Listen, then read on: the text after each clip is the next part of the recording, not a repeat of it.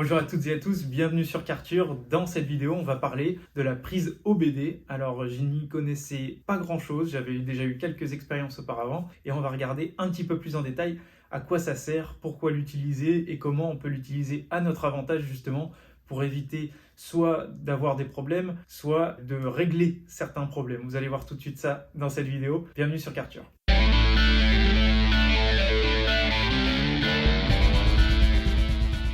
Premièrement, si ce n'est pas déjà fait, je vous invite à vous abonner à la chaîne. Deuxièmement, cette vidéo est sponsorisée par Carkov qui va vous aider à trouver votre première voiture ici au Québec. On commence tout de suite avec la prise OBD. Alors, qu'est-ce que c'est la prise OBD? Généralement, toutes les voitures, elles ont ce qu'on appelle une sorte de petit ordinateur de bord. Alors, je ne suis pas un spécialiste du domaine, j'ai simplement eu certaines expériences auparavant dont je vais vous faire part. J'ai par exemple un problème qui est très simple, c'est-à-dire un petit voyant sur ma Nissan Altima actuellement qui détecte que mon pneu est en sous-pression. Donc je suis allé à la station-service, j'ai gonflé les 4 pneus au maximum et j'avais toujours ce petit problème.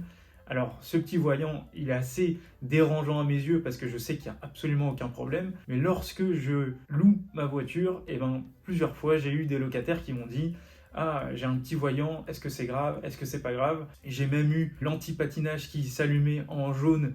Donc c'est assez problématique lorsque les températures étaient très négatives, aux alentours des moins 15 à partir de moins 20, il arrivait à clignoter et j'ai même eu parfois le frein en main, parfois c'était simplement un faux contact. Donc quand on a 3 voyants et qu'on loue une voiture, c'est assez délicat et donc j'ai dû faire appel à ce qu'on appelle la prise OBD pour pouvoir enlever ces espèces de codes qui sont sur la voiture. Généralement, c'est une prise qui va se situer en dessous du volant et c'est simplement quelque chose qu'on va pouvoir effacer s'il y a un défaut ou alors tout simplement réinitialiser la voiture. Ça peut nous servir de diagnostic très simple. Alors moi j'en ai acheté un qui est très basique, c'est l'un des moins chers, je l'ai acheté sur Amazon, je peux vous le montrer. Il s'agit de celui-ci.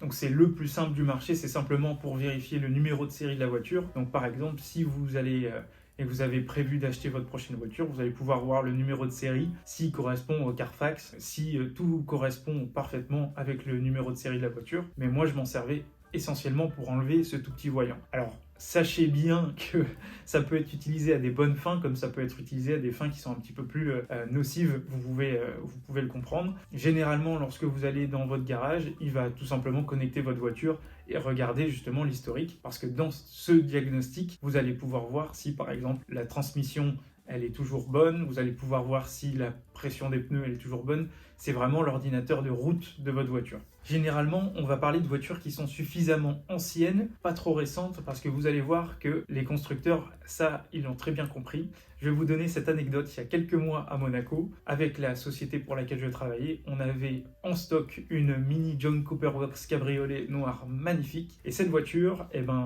pour vous la faire assez courte, elle est restée pendant certains mois sans recharge de batterie. Donc c'était une mini qui était tout à fait neuve, les batteries tout à fait neuves, et c'est une batterie en l'occurrence qui coûte à peu près 600-650 € sur le marché. La batterie même neuve commençait à donner un voyant sur le tableau de bord et ça la mettait assez mal en règle générale parce que c'est une mini qui coûte très cher et qui malgré une batterie neuve indiquait quand même le voyant. On a essayé à l'aide d'un ami d'enlever tout simplement ce voyant parce que la batterie restait neuve et que la voiture avait quand même roulé pendant plusieurs mois, mais rien à faire, le voyant était toujours allumé et il fallait absolument aller chez BMW Mini pour pouvoir régler ce problème. Nous sommes donc allés chez BMW Mini pour régler le problème. Bien évidemment, on a dû régler la facture du diagnostic qui était assez salée pour brancher un câble dans la voiture et nous dire que la batterie est à changer et payer quasiment 200 €, ça fait très cher. Et malheureusement, même Mini BMW, il y a une sorte de grand système européen pour savoir justement que la voiture, la batterie était changée. Ça envoyait une sorte de signal directement à ce système et même en règle générale à un niveau local, avec tout ce dont on pouvait disposer, on pouvait malheureusement pas faire disparaître ce voyant, ce qui était un vrai problème. Suite à ça, j'ai même été en contact avec des personnes qui étaient un petit peu moins recommandables, on va dire ça comme ça, et ces personnes m'ont simplement mentionné que là on touchait à des domaines de codeurs et de même limite hackers, et qu'il y avait une personne en contact pour un tarif très gros qui était capable de déjouer les paramètres entre guillemets des constructeurs à un niveau européen. Cette personne était même d'origine russe, pour vous dire un petit peu, je ne sais pas où est-ce qu'elle habitait précisément, mais elle était habituée à faire ce type de pratique sur des véhicules encore plus luxueux et pouvait changer absolument tous les paramètres. Donc ça pouvait même être le nombre de kilomètres de la voiture. Ça, c'était vraiment aller en détail pour reprogrammer entre guillemets la voiture, parce que c'est une des possibilités également de reprogrammer les voitures à ce niveau-là. Donc c'est pas mon simple appareil qui va faire ce genre de choses, mais pour vous dire un petit peu, lorsque généralement on reprogramme la voiture, on peut simplement dire au moteur qui fait, je dis une bêtise, 150 chevaux, et bien à partir de ce moment-là, il a peut-être les capacités de faire jusqu'à 200 chevaux, et c'est de le reprogrammer pour gagner 10, 15, 20 chevaux. Donc c'est assez sympathique, ça coûte pas très cher, et généralement les professionnels qui font ça s'arrangent justement pour que ce soit toujours sous la garantie du constructeur, et on va disposer un petit peu plus de chevaux.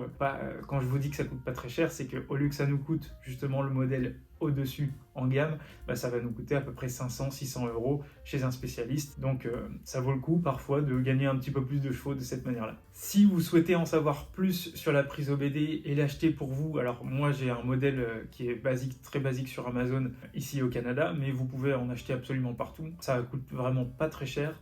Et puis ça nous permet parfois justement de vérifier, comme j'ai pu le faire aussi également à titre privé, un diagnostic sur une voiture que j'ai vérifié qui était un petit peu limite. Et dans le doute, j'ai préféré ne pas acheter cette voiture. Et j'ai aussi à titre personnel fait ça pour enlever un défaut qui était tout simplement basique. Je veux dire, la pression des pneus, je ne suis pas là pour arnaquer la personne qui va potentiellement acheter la voiture. C'est simplement pour enlever ce défaut qui est tout simplement bête, de simple pression des pneus, parce que moi, ici, à chaque fois, j'ai dû les regonfler 2 ou 3 fois pour essayer de régler ce problème, alors qu'en fait, c'est simplement au moment où les pneus hiver ont été posés qu'il y a eu ce problème de défaut. Je pensais que ça allait partir avec le temps, mais malheureusement, ça part pas.